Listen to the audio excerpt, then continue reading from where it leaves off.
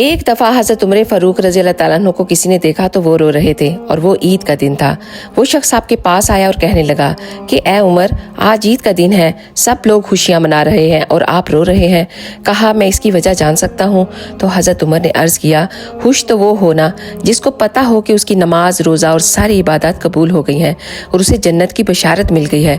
लेकिन मुझे तो अभी ऐसा कुछ नहीं पता कि मेरी इबादत कबूल हुई है कि नहीं।